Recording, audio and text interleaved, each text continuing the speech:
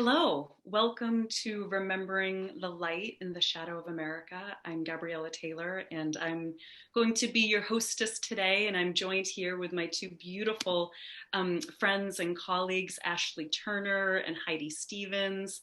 So we are just, we really were inspired to create a space for women to come together because women, as we know, women have been gathering together for millennia when our people are in need, when we're in need, when our sisters are in need, when our children, our families are in need, when our people, our humanity is in need. And I think this is a really beautiful time for us to really utilize the power and the synergy that comes when women gather together, whether at one time it was under sacred groves, oak groves or olive groves, or in stone circles, whether it's now with us using the technological, the technology of Zoom, but just touching in that sacred place in each one of our hearts. So with that, I'm just going to run us through a little overview of what we have to look forward to in our time today, and then we are going to dive right in. So this is just so you know, this is an experiential workshop. We're going to be guiding you through a really beautiful reflective process. So if you don't have anything to write with, now would be the time just to get something to make some notes with. And also, to the best of your ability, I know life is full, but be free of distractions. And so what we're going to be covering and going over today is, first, I'll be opening the space with a prayer. And then beautiful Heidi will be leading us through a 5-minute heart centering peace meditation just to allow us to align and arrive and connect and just drop in. And then Ashley and I will be helping you to understand the psychological importance for each one of us of bringing light to the shadow in ourselves and how this brings light to the shadow of America. And with that, we'll be walking you through a 3-part, it's a reflective process. So we'll be prompting you, giving you space to reflect, and then we'll be opening up in the chat for you to share just some of the things that are coming up for you. So that way it allows you to have an experience here. We women recognize that there's a lot of information out there. There's a lot of talking heads out there. And the three of us really stand in the recognition that the more that we can integrate and embody information, it can turn into insight and awareness. So we're just going to walk you through a beautiful 3-part process so you can have a deeper awareness just inside of yourself here. And then we will close with a guided prayer and visualization process for ourselves and for our country and our planet as we connect with the quantum field and just really look at how we can amplify our combined energies here, whether you're on with us live or listening to the replay, so that we can combine our energies and just really envision our people and our planet flourishing. And then at the end, if there's time, we'll be opening up the line here just to do direct coaching with anyone that might be wanting a little input or feedback on anything that you're working through. And so just our intention is that you walk away with an open heart and really, not only an open heart, but connected to how much power you do have. Each one of us has to be the change that we wish to see. So that's what we have to look forward to ahead of us here. So with that, why don't we start with a prayer? So if you're comfortable and in a place where it's safe to do so, I just invite you to close your eyes and just take a deep breath. So Father, Mother, God, just here at this time, we seek to bring our hearts together and to connect with the place inside of each one of us that is already awake and aware of who we truly are. And we just ask that the power and presence of the divine be with us, lifting and clearing anything that no longer serves. We ask that the presence of this field of grace that has the ability to lift and clear, that this presence be with us here, knowing that where 2 or more are gathered, the grace is with us. And so just at this time, we ask that each woman here, wherever she may be, that this grace work with her and letting go of anything that no longer serves. And we dedicate this space as a healing space, as a sacred space, as a prayerful space. And we ask that only that which is for the highest good take place here. And we recognize that there is a gorgeous power that is vested in each one of us that we are able to access by attuning to the spiritual light within. And so we are here to call ourselves forward into this light. And so we ask for the highest good. And so it is. And I'm opening my eyes here. If you're just joining us, just make sure that you have something to write with. And Heidi, you can keep your eyes closed if you want. Heidi's going to be moving us into a 5-minute centering process here. All right, my love. So just containing your body and closing your eyes, feeling yourself centered inside of yourself. Perhaps placing one hand over your heart and feeling a column of divine white light coming all the way from the heavens, the highest source, wisdom source, showering over your crown chakra, engulfing your whole body, feeling yourself present, held, surrounded, protected by this divine white light of living love. And as you take that energy all the way down into the core of the earth, feeling supported by Mother Earth, held, and knowing that she can take any dis-ease, anything that is no longer serving you. So as you place your attention on your heart, feeling your own power inside of yourself, feeling yourself held and also connected to divine wisdom. A few breaths here. Bring all your attention inwards. And as you feel that loving presence inside of yourself, notice if you can expand that loving presence out a couple of inches outside of yourself, letting that loving reach out and allowing it to go a little further, filling up the entire room that you're in.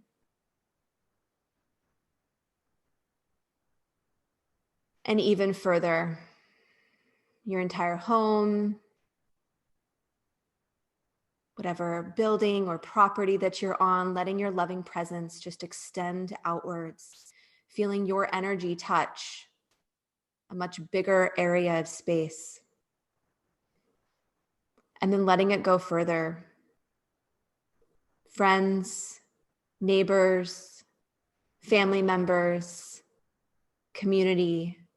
And as you sit here, placing your attention on your loving presence, just notice how your loving can continue to extend out, allowing others to receive. And by you standing in your empowered self, in your loving self, in your divinely guided and present self, you have the capacity to touch others. We'll sit here for a few moments in silence.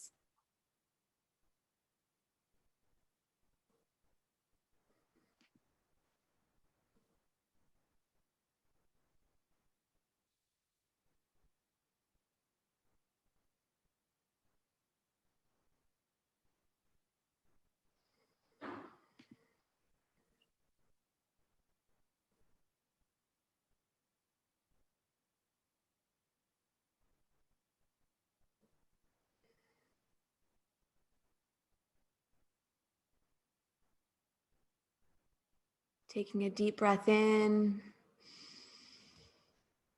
letting it all out, bringing your attention back to your own body, your own self, and your own light.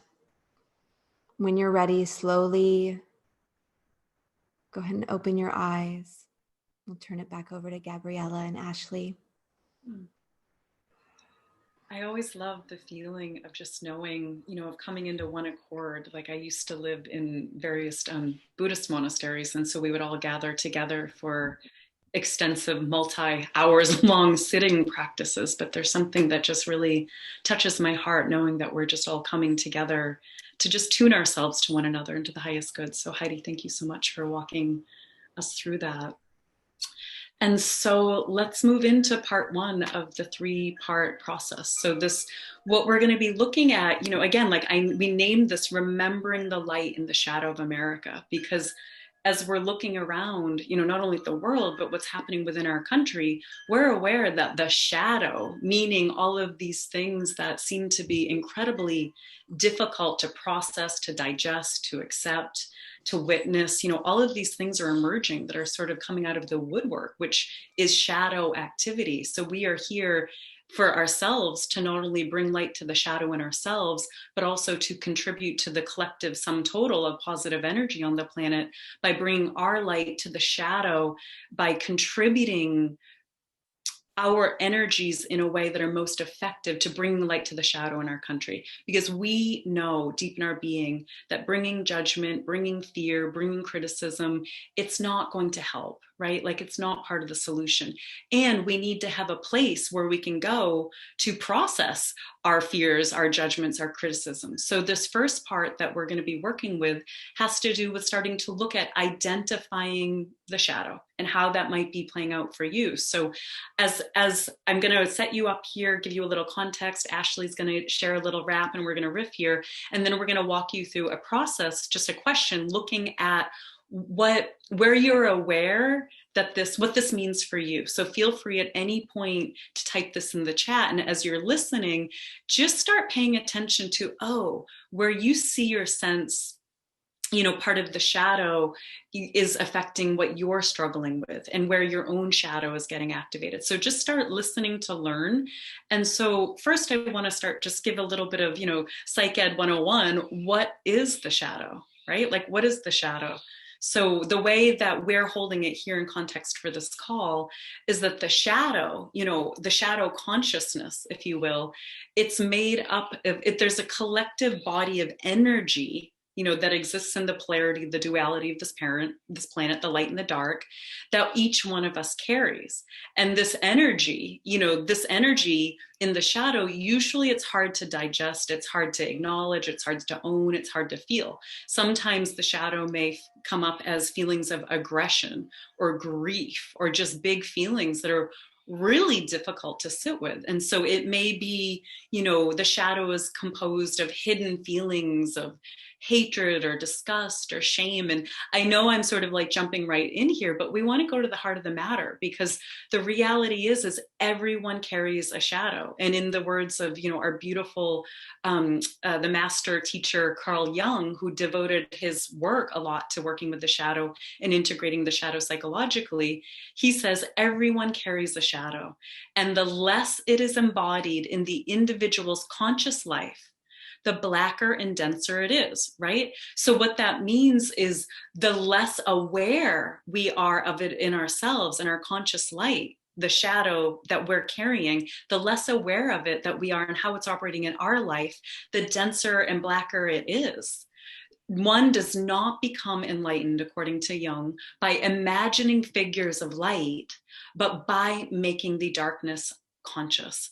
And so to me, what this means is, like, we want to recognize that the shadow, it holds incredible power. It has an immense energy, but our tendency is to want to push it away, to push these feelings away or urges away. And we want to, we identify as being self-aware. We identify as having incredible awareness. We all do. Yet if we discount where we ourselves are struggling with shadow tendencies, then we can create a divide in ourselves. And when we create that divide, we're hidden. There's parts of ourselves that we're hidden from.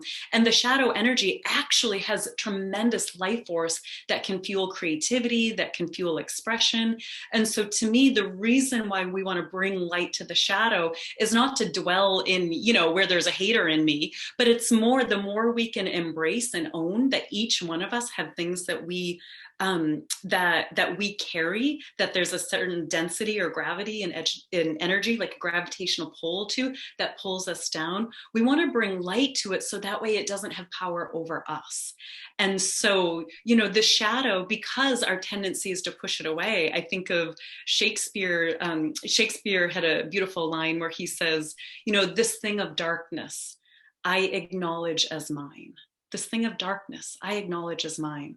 So when we're looking out into the world today and what's happening in our immediate country, we see a lot of darkness. And so we just want to come together here as a circle of women, recognizing that the more that we can acknowledge our part of the darkness and bring light to it, the more power we have. Because when we push it away, when we judge what we see, when we judge what others are doing or expressing, or try to distance ourselves from our own fear or our own sorrow or our own rage, the energy, it does not go away. It just gets buried, yet it will always find a way to express itself indirectly, if it's not directly tended to. So we see this, with things in the church. We see this in politics and in positions of power where people have, submerged, certain leaders have submerged their shadow tendencies. And we hear behind the scenes stories of sex abuse or corruption or fraud, but because they're so invested in presenting a face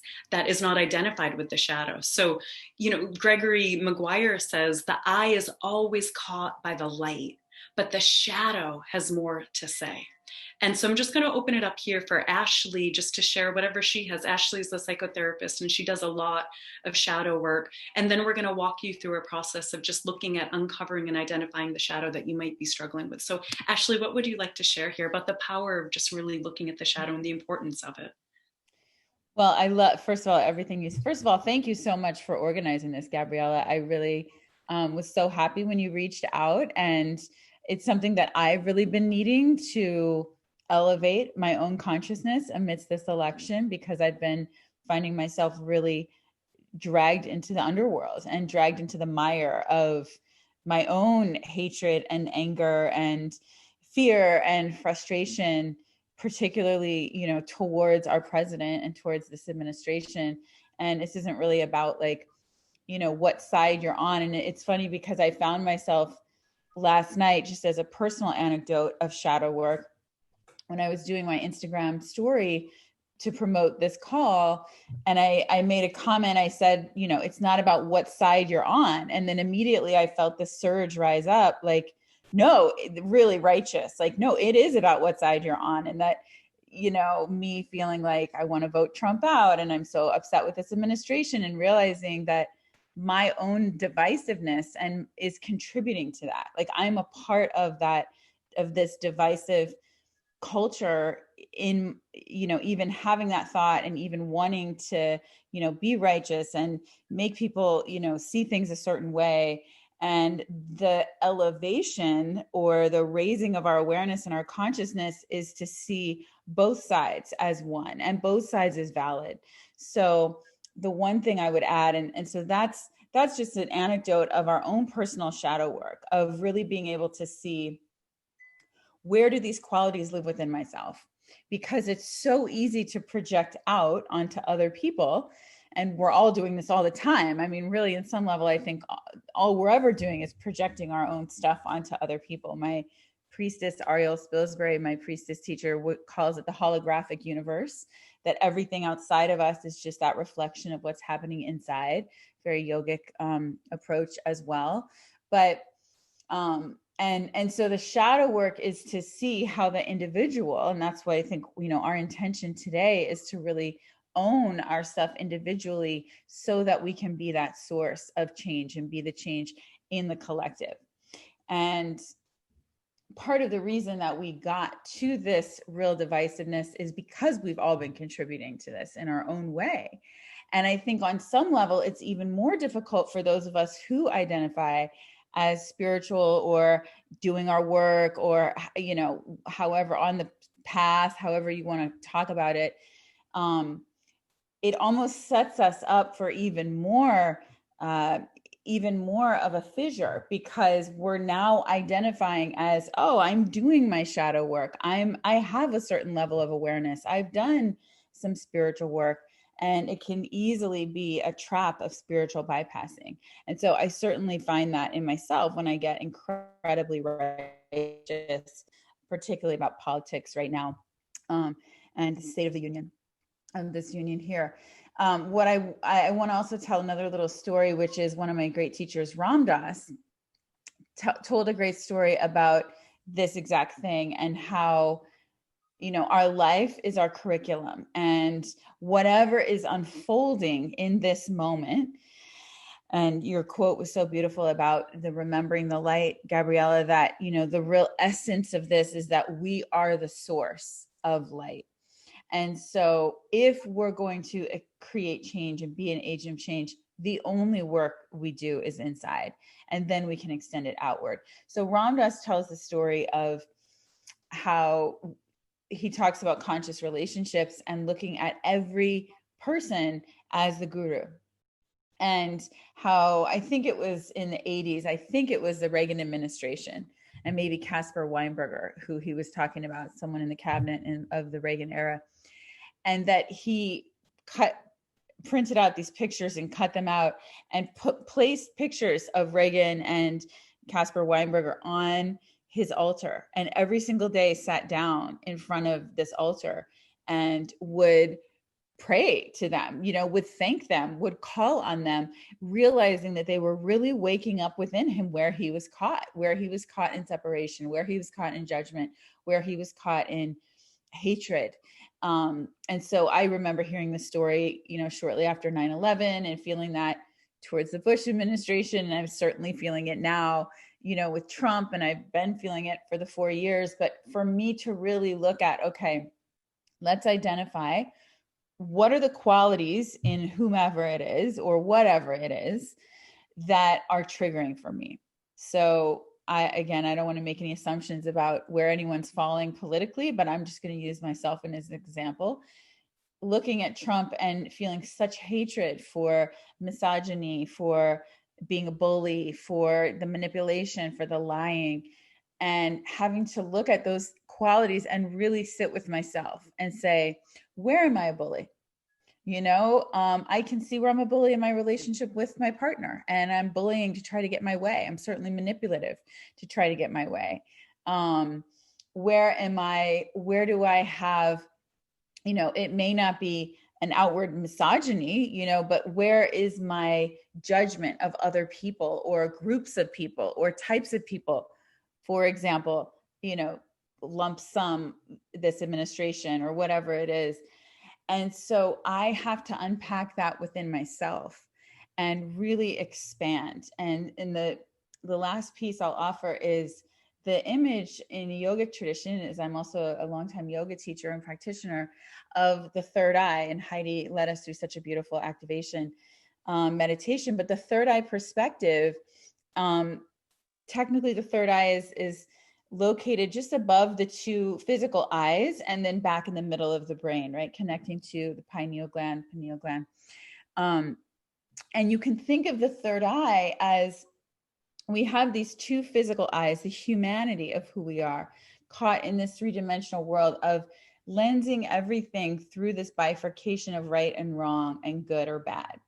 And this is where the depth psychology of Carl Jung and the yogic tradition really intersect, because Carl Jung talked a lot about, of course, the light and the shadow, which is what we're talking about in our awareness, and how our brain, our mind is built to categorize everything as either liking it and wanting to move towards it, or disliking it, resisting it, pushing it away. So the light, what we associate as positive, quote unquote, or the dark, what we associate as negative, that repels us. The third eye perspective is to say there's another option, and that option is a both and. To say, oh, okay, how can I see both of these as relevant, both of these viewpoints as valid? Can I really listen? And I'll give, this example. I put on my Instagram story last week, just like a random poll, who are you voting? Are you voting early? Who are you voting for? I got inspired by one of our colleagues who did that. And I thought, that's interesting. I'm going to do that. And so again, no assumptions of where anyone's lying politically, but 10% of the people voted or said they were voting for Trump.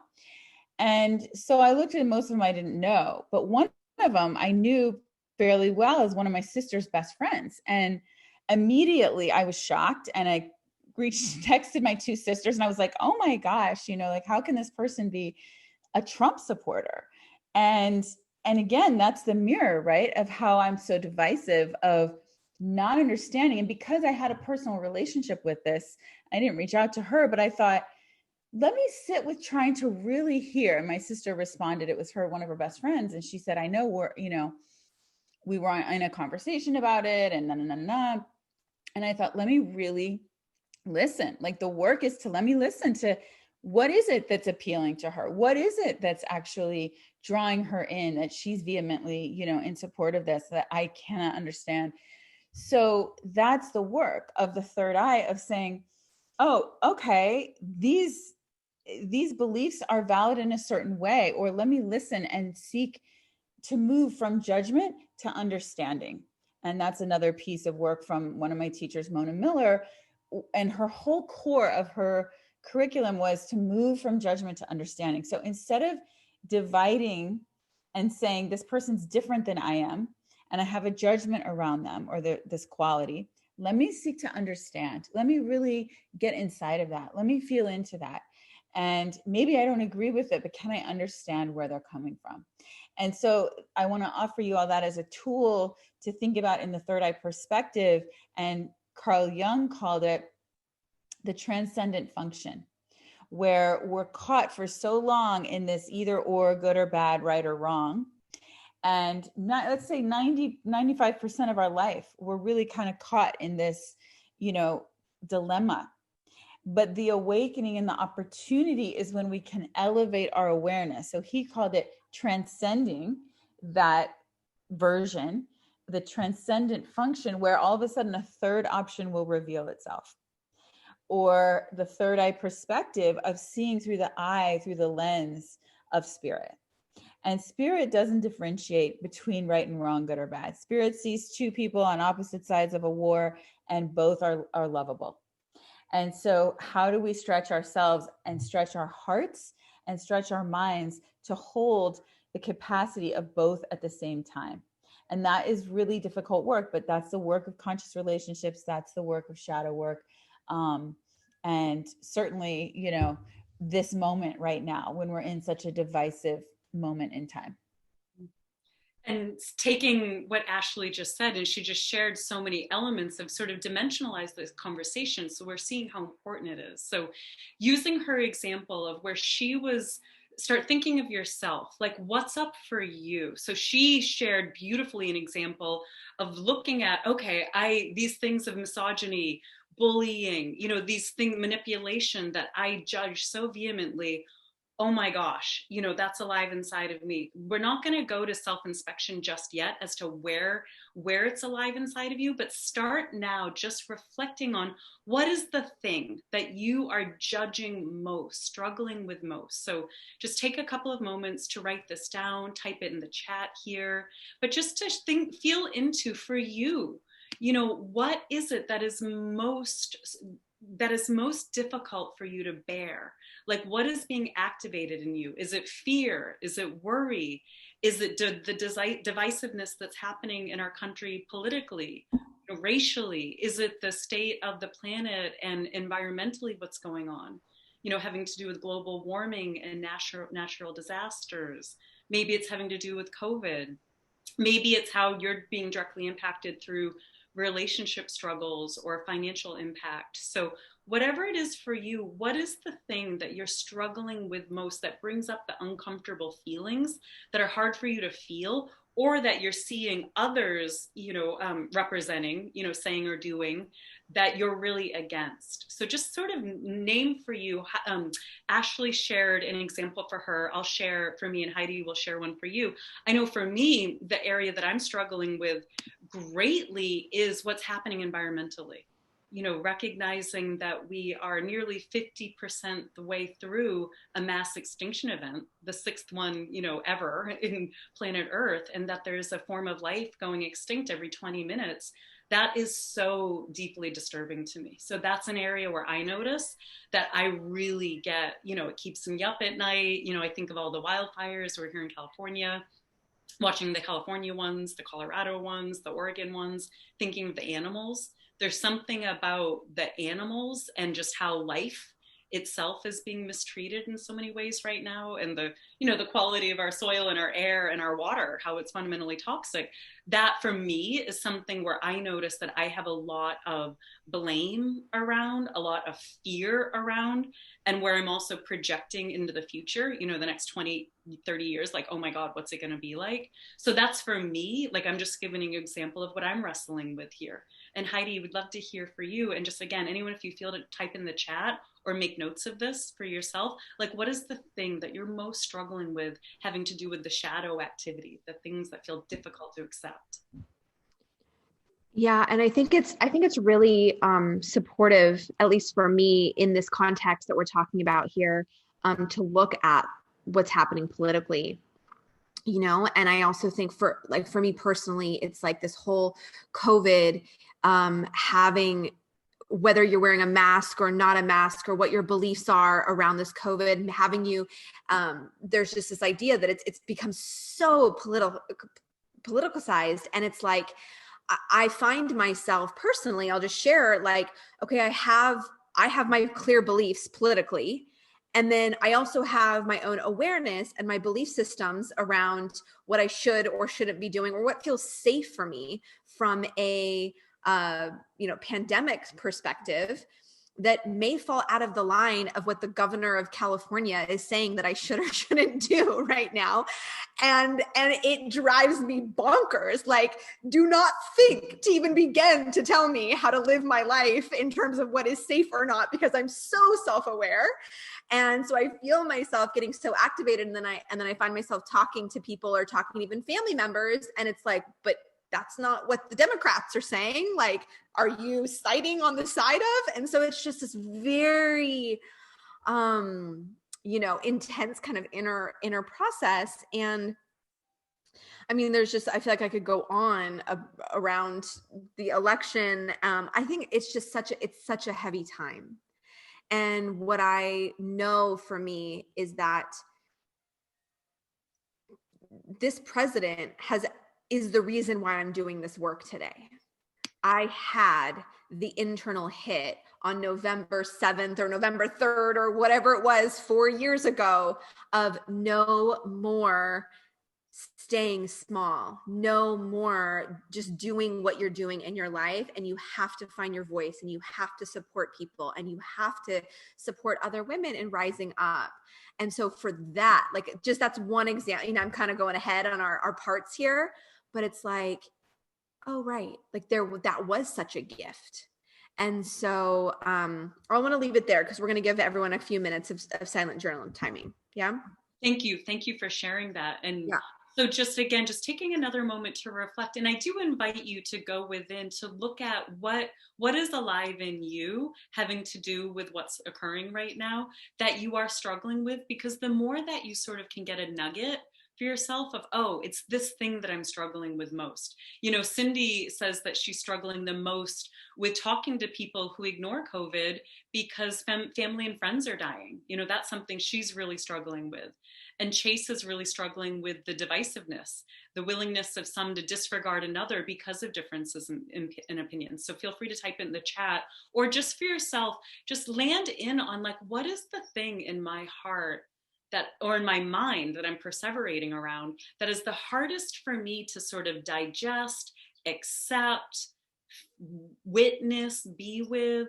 So just taking another maybe 30 seconds or so just to reflect on what it is for you, and share it with us here if you feel, or at least just get it, and clarify it for yourself, because it'll inform the next step that we're doing.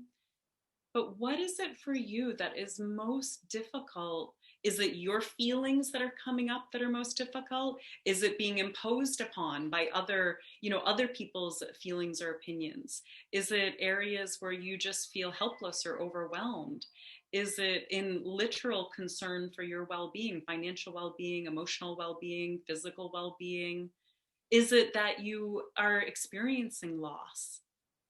So just feeling into, like, what is the part of that which is touching your shadow, right? Like, the shadow represents the repository of that which we have a hard time owning and accepting as part of the life expression that we want to, the tendency wants to push away from, get away from, put it on them.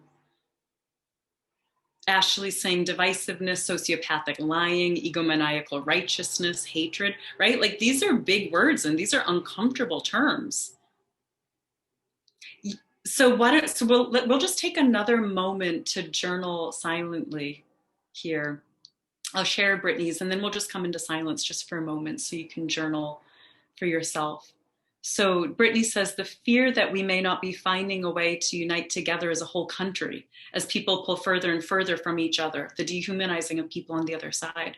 Yeah, I mean, these are significant things. And especially as women, we're feeling them. You know, we are neurobiologically wired to feel the pain and need of others. You know, like Ashley just had a baby and, you know, a beautiful little baby, and her body knows to produce the antibodies if her little one got sick. And even if her little one was across the country, her breast milk would be producing the antibodies that her little one would need. So we are so intrinsically wired to feel into the need of those around us and to feel into the pain of those around us. And so especially for women, I just find it to be incredibly important to just look at, like, where inside of myself am I snagged?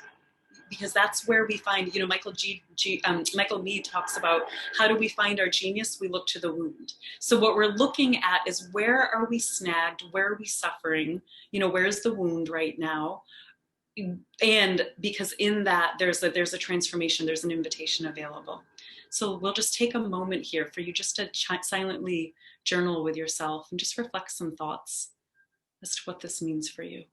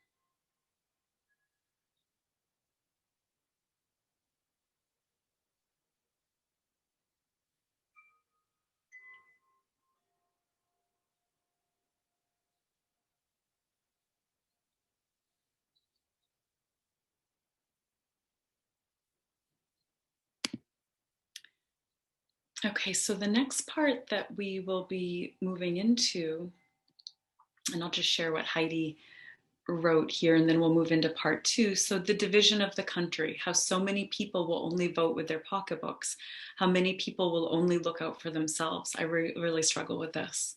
And I can so appreciate that. I feel you and I share that. So part two, let's look at being the light, right? And so in the context of the time that we have today, you know, ideally we could do a whole day workshop around this. But so we want to first look at, where are we struggling? Just sort of naming where we're at on the map.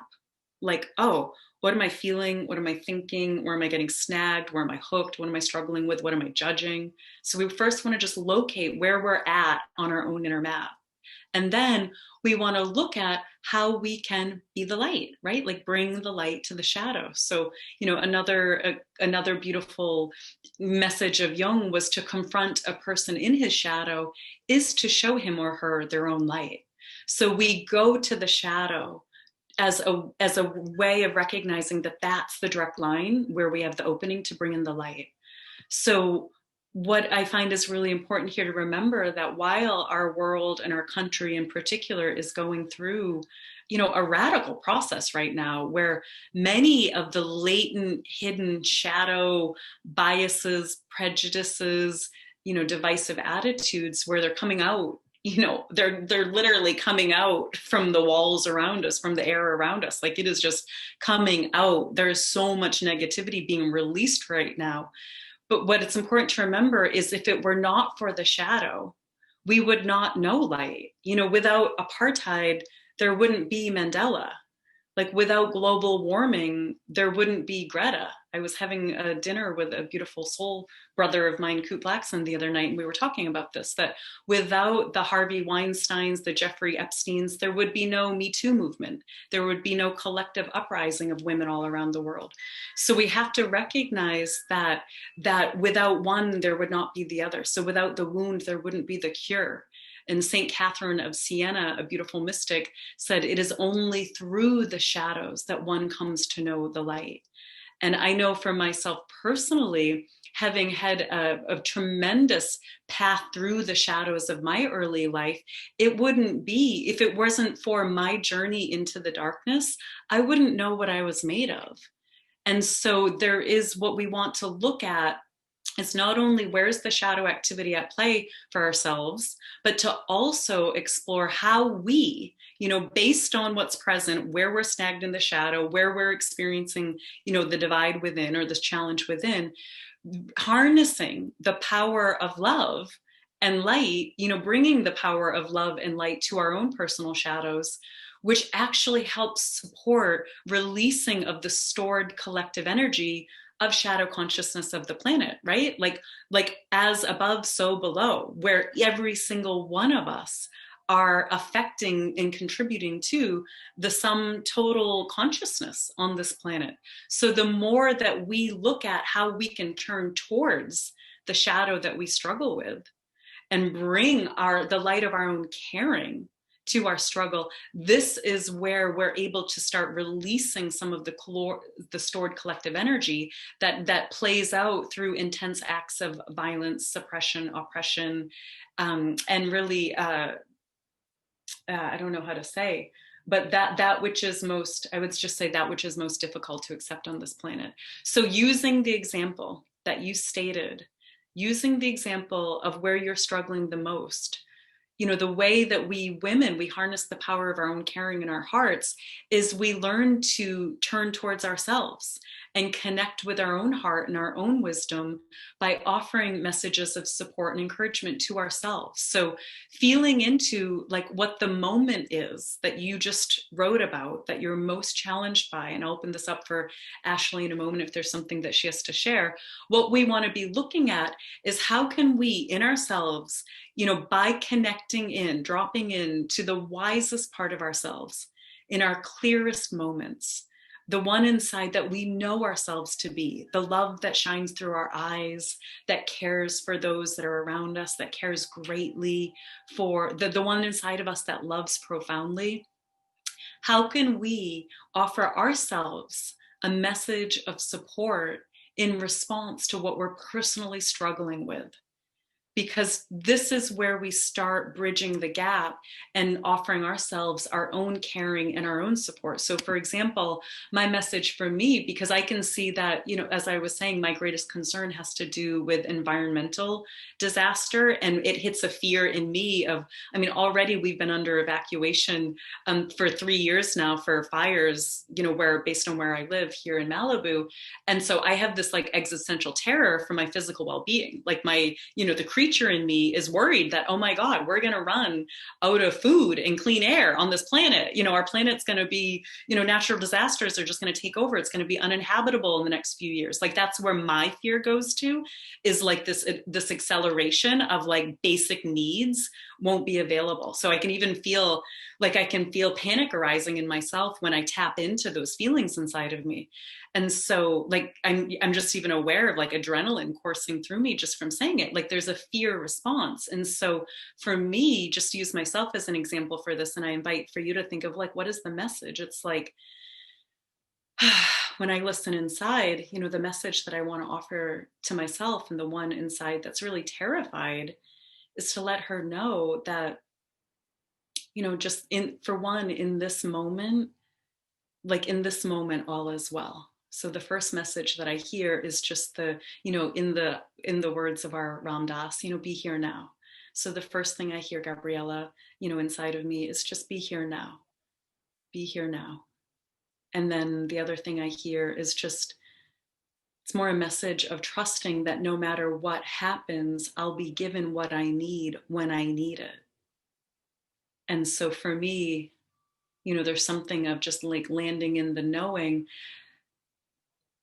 that it's like I think of the grace that's holding all of us, the grace that allows the grandmother the superhuman strength to lift a car off of her 2-year-old grandchild that gets, stuck under the car. Like we've all heard of these stories of the grace that swoops in to save us just in the moment of need. So I'm just connecting with my own message of encouragement for myself by remembering the grace, that there is a grace here. There's an organizing force around all of this expression of life. Otherwise, we wouldn't be here, that is looking out for our best interests. So I'm just reminding, my message for myself is reminding myself of this grace, of this higher intelligence that does know best. And that my only job is to stay present and to stay, really present to what's in front of me, and trusting that I'll have what I need when I need it. So I would love to hear for you, what your message is. Type it in the chat, take a moment to journal, and love to open it up for Ashley or Heidi to share anything here. Brittany says she feels the grace. Yeah, I would just agree with everything you said, Gabrielle, and thank you for that sort of prayer and image. But I found myself, particularly this year with COVID, and then of course the racial, revolution, which is so needed. This administration, this election, just really feeling, and of course the environment, feeling daunted. Like it's very daunting, and we've sort of entered into this dark phase that I have never felt to this degree in my life. And the only thing that really is the solace for me is, again, to raise the awareness, to look from that third eye perspective and realize this is all part of the master plan. As you said, this is all part of the matrix of that duality, that we live in a non-dual world, but we do live in this duality. And so there is the light and dark, and everything that's coming up right now, so much of what's coming up right now is so intense and heavy and overwhelming to some degree. And it has brought into high relief the gratitude and the grace for what we do have. I never would have thought that, I would be so grateful for the opportunity to fly to New York and see my sister and her family, which I used to do all the time on a whim. And now it's like, whoa, to feel like I don't have that opportunity for a year. It's just brought into such exquisite value for me of realizing how much I take for granted, and how much of this, this life is so precious. And of course, becoming a new mother amidst all of this, and really the contrast that brings, the contrast that the duality brings. And so if we can keep the awareness as the both and, that both are relevant, and how can I see the value in both, that the shadow does, it's the reflection, right, of the light. And so it forces me into such a deeper level of gratitude and awe, in waking up to the preciousness of this life, and waking up to the simple things in life that I just have taken for granted my whole life. And now that, breathing fresh air is, a rare opportunity when you're out on a walk and not, having a mask or whatever it might be. It's an incredible awakening, actually, that we've been in. And so for me, again, what are the practices that I do? Because I have been dealing with levels of anxiety and worry and anger, and overwhelm beyond anything else I've ever experienced in my life this year, with everything that's happening, and it's compounded. What are the practices that for each and every one of you, that bring you to the light, that anchor you in the resource of, on some level, everything is okay. On some level, all is well. There is grace. And, the other perspective from the yogic tradition is that we have these vast phases of time, where the yogis look at time and they have these different realms of time called yugas, Y-U-G-A. And a yuga is, and there's said to be 4 yugas, 4 big chunks of time. A yuga is like, 20,000 years. And so when we look at it from that perspective, from the real cosmic perspective, it helps to put things in perspective. And like, even in the environment, or, a cycle, a political cycle of 4 years or 8 years, it's a blip on the screen. And just For, to jump in yeah, on that, because the yeah, yuga, for context here, right? Like we are 5 years away from ending a 26,000 year yuga. So just even for context that Ashley's saying, so think of that. Like we are at the turning of a 26,000 year wheel that in 2025 we have rounded, we've succeeded the turn. So we are literally on the cusp of a radical transformation of consciousness through this 26,000 year cycle in yuga. So thank you for naming that, because that points to like, this is the time where everything is meant to be breaking down. And this is the time where rebirth is happening. Yeah. Yeah. To invite that dissolution. And the other piece that I want to say on that, which Heidi, I think, sort of referred to earlier, was, that we, as, all of you on this call, many of you I know, so good to see so many of you and your faces on here, probably identify to some degree as a spiritual seeker, as a light worker, as whatever you want to call it, fill in the blank. One of the calls of this time is for us to galvanize, and for us to really use our voice and really use the tools that we have, where Marianne Williamson, talks so much about this and been such a leader in this, of activating as spiritual seekers, that we have tended to hold that selfishly, righteously in our own backyard and do our own work in our own household, but we have not been as activated politically and out in the world and galvanizing forces that we need to. If we want to be the change, if we want to see that change, other forces have been much more organized and much more effective at generating change. And so the time is now for us as a community of spiritual seekers and light workers to really activate. And so I invite you all to consider, what does that mean in your own world? Does that mean advocating at your kids' school for no plastic? Or does that mean, recycling program at your work or the places that you visit, or does that mean getting the vote out and calling people and activating? But how can you step up as an advocate and an activist, and not just a private seeker? That's where that's where my selfishness mirrors that shadow work. I'm very comfortable in my own little world. And I don't like to, truly, I don't like to like venture into the messiness. But that is exactly how we got to where we are right now, ignoring the environmental repercussions of my actions, not of the corporate world or, public policy, but my world and my action and the amount of plastic that I consume and put into the landfills, So definitely the activation for each of us to move out of our comfort zone. And that we have some beautiful messages that have come in, and I'll get to you, Heidi. Thank you. So just bringing the piece, like there's a lot here. So this piece of like what we're struggling with, right? Like just carrying the through line, the thing that we're struggling with in our shadow, how we can turn towards ourselves to resource ourselves, to support ourselves when we're finding that we're getting knocked over, freaked out, judgmental, whatnot, looking at how we can turn towards our hearts.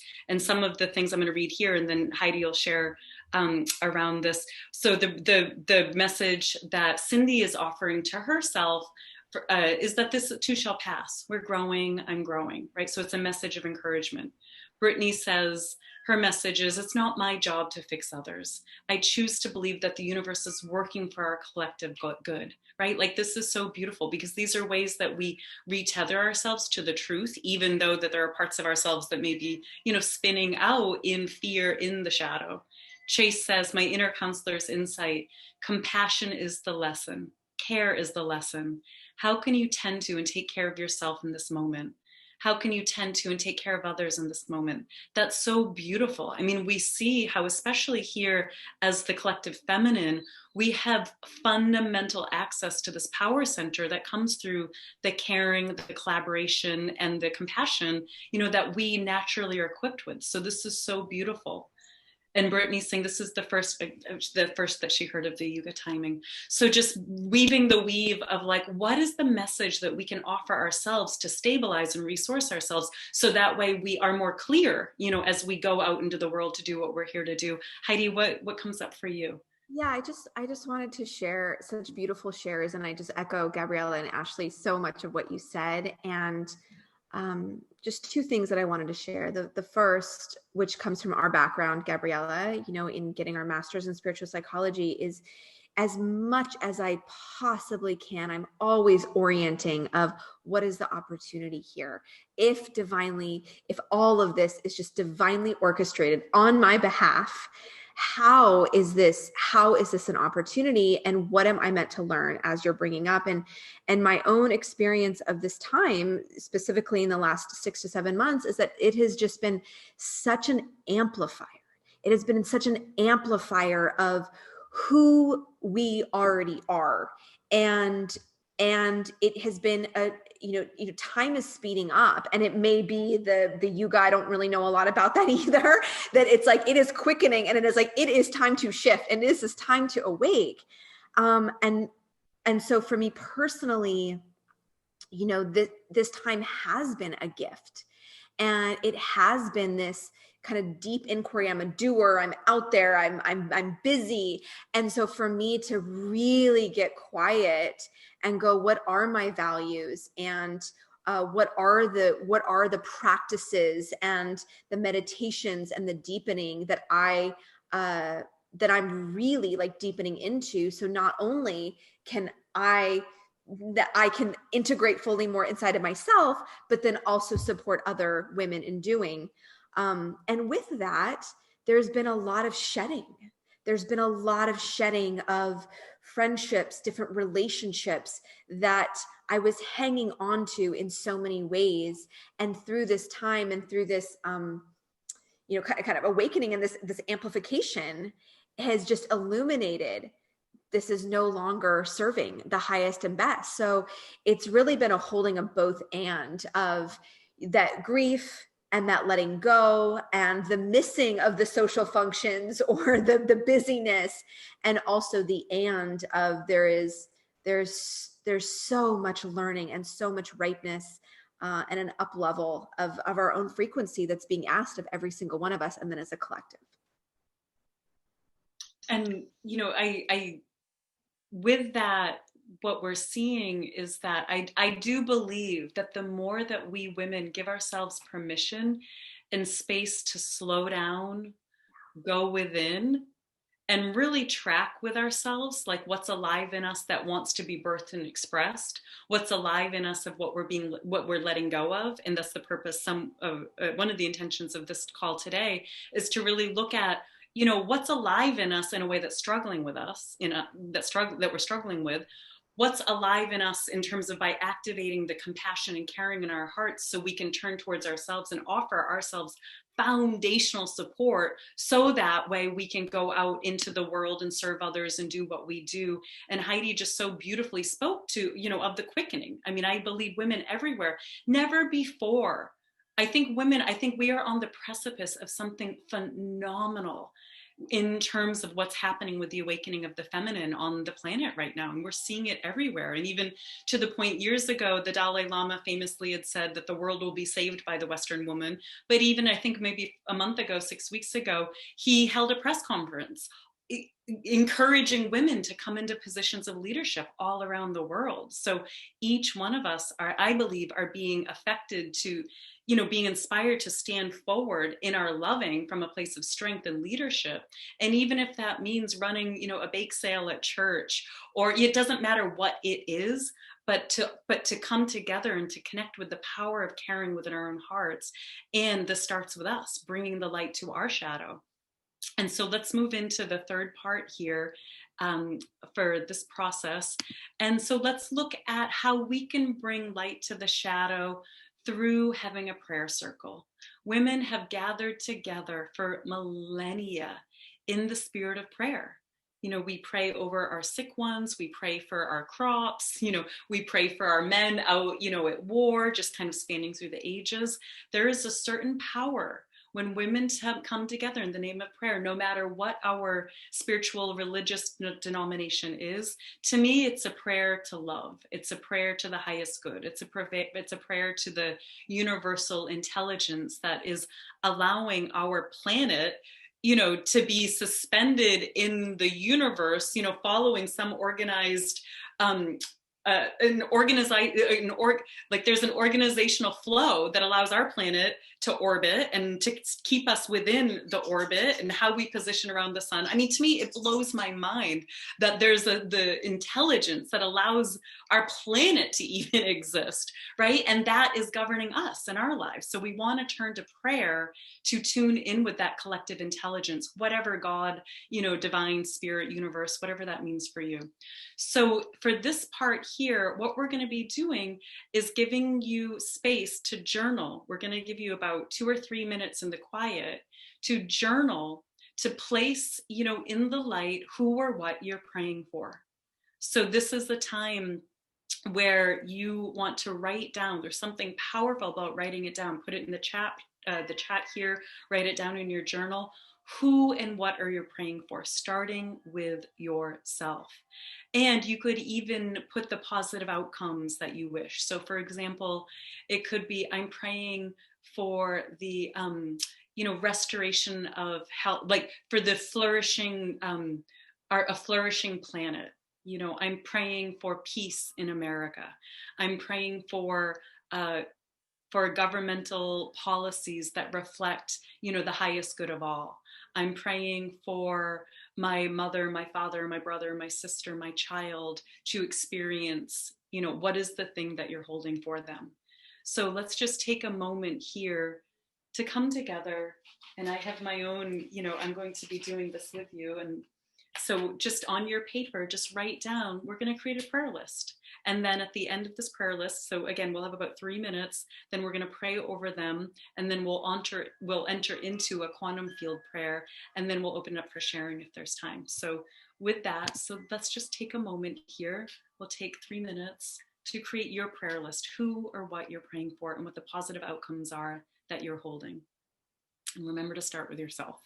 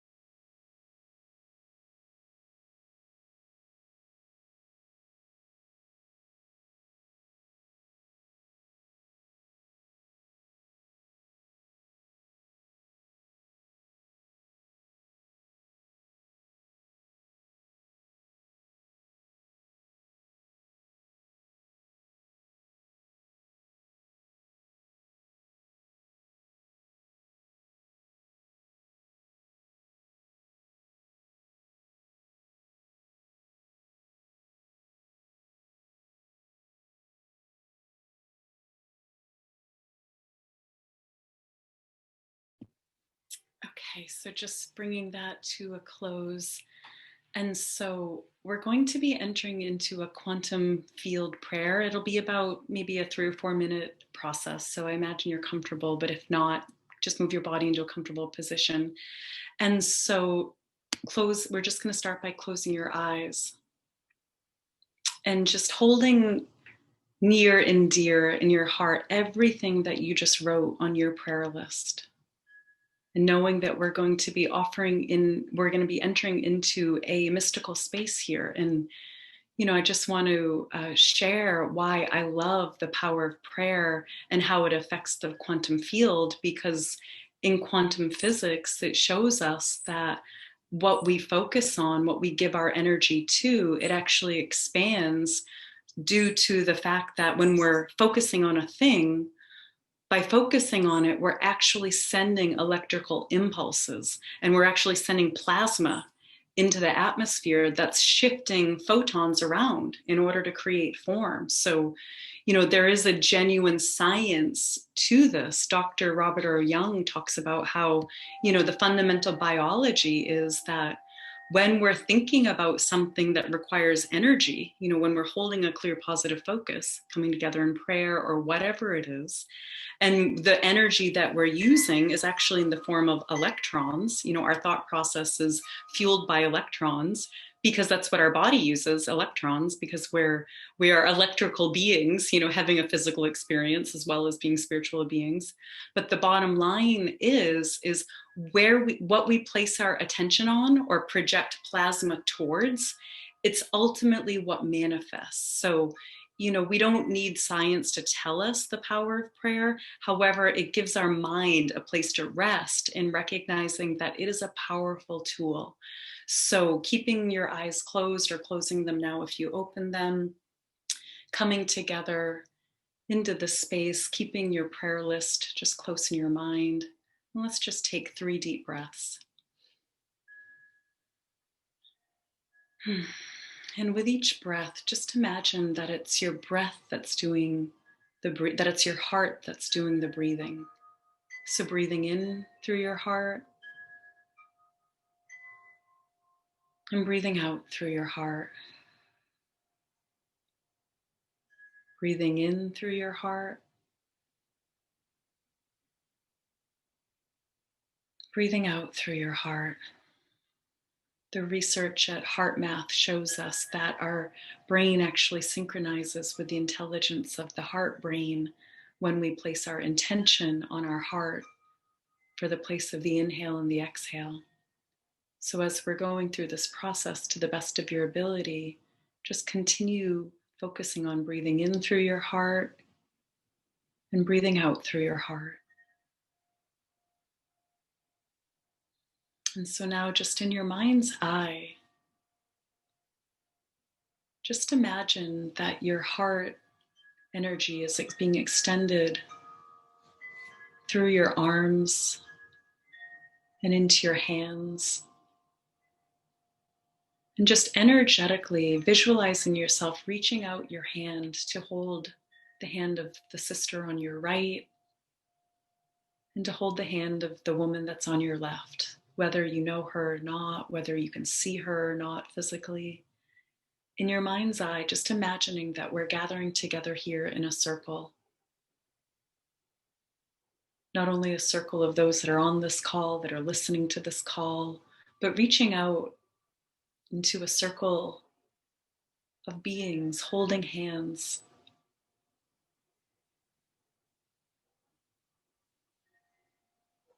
Imagining that we are encircling this beautiful planet, one being at a time, linked by our open hands and our open hearts. And just feeling into the power of your creative imagination to see yourself as an important link in this linked hands and linked hearts that are encircling this beautiful planet of ours.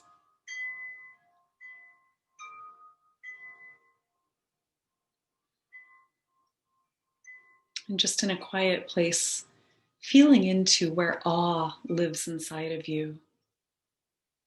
Maybe it's awe, the nature of life, the power of the galaxy. Maybe you experience awe when you think of the star nebulas or the northern lights. Or maybe if you're a mom, maybe the awe of how your body knew how to create a beautiful, precious being that became your child to love and to nurture. Just feeling into the awe of life. Maybe it's the beauty of nature, the perfection that is encoded into an heirloom rose, the perfection of a lilac, the beauty of hummingbirds and rainbows and sunshine. Just feeling into the place inside of you that resonates with awe, that resonates with beauty, and that has an immense appreciation for the intelligence of life that is organized by divine order. And just feeling into what is it that you most love about life on planet Earth. Maybe it's your newborn child or remembering your newborn child if your children are grown.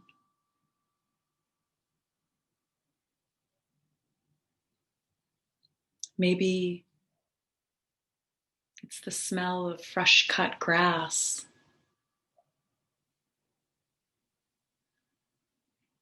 What are some of the things that just delight you about life on this planet? The joy of kittens and puppies, the power and the magnificence of the ocean, of dolphins and whales, and the incredible universe that lives in the ocean. Just feeling into the awe that comes through the intelligence of life by connecting in with what you most love about life. Maybe it's picking fresh peaches or cherries off of a tree and the delicious bursting of flavor that your taste buds get to enjoy. Maybe you've witnessed a miracle in your life, an act of grace that was so profound that changed you, and the awe that opened up inside of you.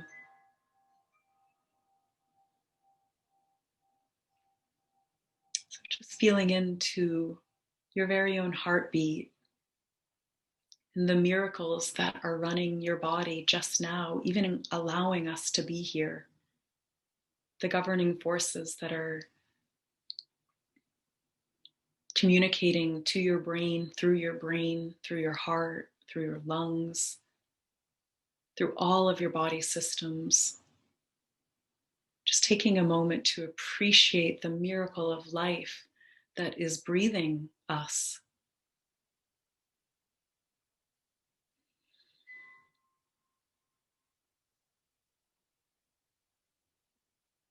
And connecting in with the beautiful image of holding hands, someone on your right, someone on your left, and seeing yourself as part of this beautiful circle of loving that's encircling this planet, and the awe that is allowing each being to live, whether we agree or disagree. Just turning ourselves over to the universal intelligence that has been creating life on this planet for eons, that is so much bigger than what any of us could comprehend. And so just taking a moment to acknowledge the beauty of divine order that is taking place here, even through the chaos that creates new life. And so just imagine gathering this energy of awe and of appreciation and wonder of the miracle, and sending this energy as a beam from your heart, as a laser beam from your heart out into any places of endarkenment, of shadow, of pain.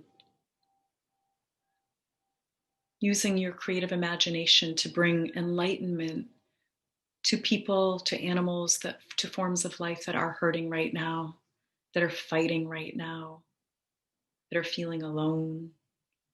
So just in this moment, offering a prayer of the miraculous, the acknowledgement of life to any being that is struggling right now. Sending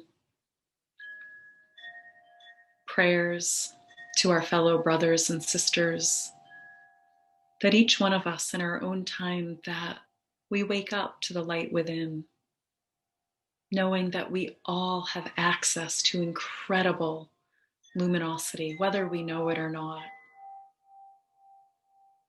And sending a prayer of awakening to the president, for the election, to all people involved.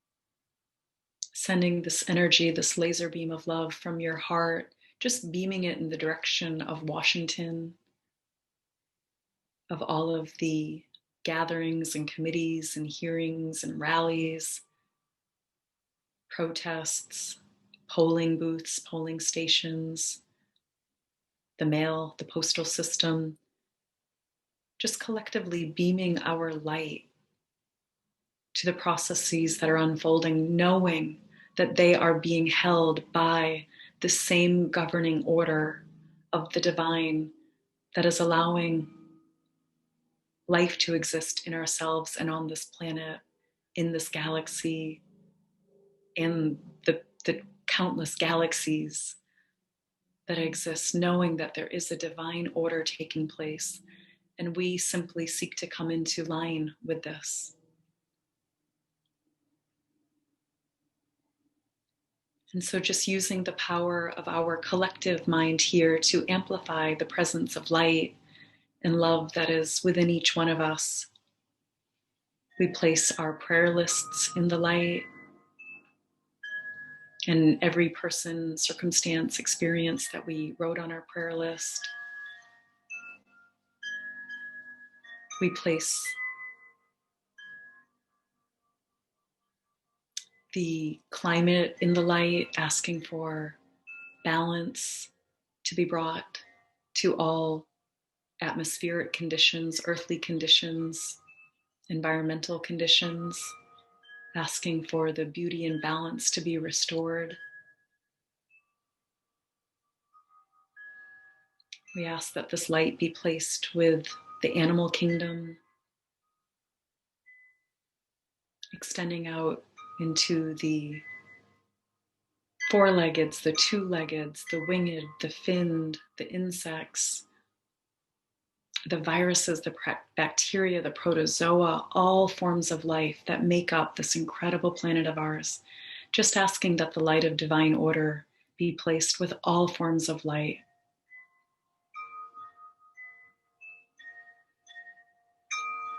And so as we bring this to a close, we are coming together here asking that divine order take place in ourselves,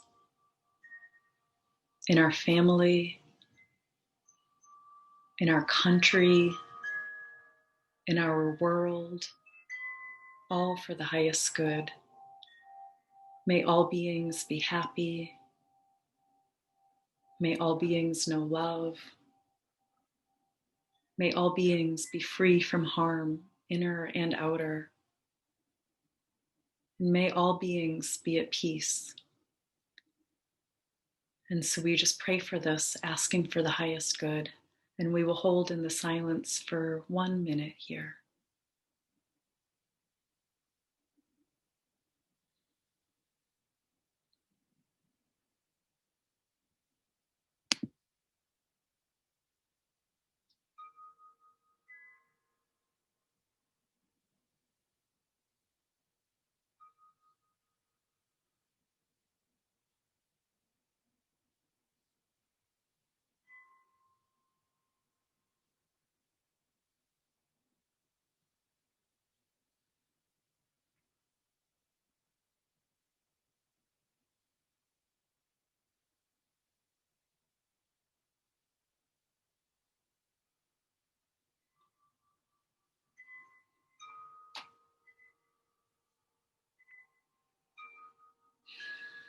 So as we bring this circle to a close, once again, we ask for the Spirit to be with us all here, and asking that anything that can be lifted from any of us, anything that has been released consciously or consciously in this space, may this be cleared and lifted into the light. Any places of pain or separation or divisiveness, any shadow activity that brings forward rage or feelings of helplessness or disempowerment or blame, we just ask that all of this be placed in the light and that we be restored to a place of peace, of equanimity, of acceptance and understanding. And we ask that the good of God take place here on all levels, through each one of us. May we be the light that serves the highest good. And so it is.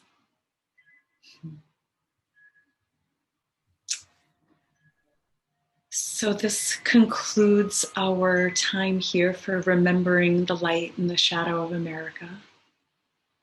And we do have a few moments to open it up for a share if anyone would like to share before we wrap. Otherwise, we will just take this beautiful energy and I'll turn it over to Ashley and Heidi if they have any closing thoughts, and we'll go forward and have a beautiful day. So if you would like to share, raise your hand, your digital hand, so we can see you. Otherwise, in the meantime, Ashley or Heidi, if there's anything that you would like to express to wrap this up here, we'll do that. Say a quick thank you to you, Gabriella, for having the vision for this and inviting me to be a part of it, and that beautiful healing visualization. I'm feeling lifted from it. So thank you. And thank you to all you beautiful women for sharing your time with us today. Time is very valuable, and I just honor you all for being here. So thank you. Thank you, Ashley. Mm-hmm. Yeah, same. I echo all of that. Thank you all so much. Just feels good to be in community, even virtually. And thank you so much for this initiative, Gabriella, and your beautiful words and facilitation.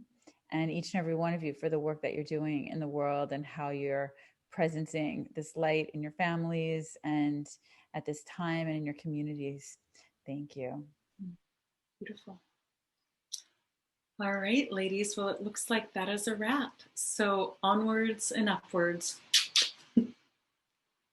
Bye.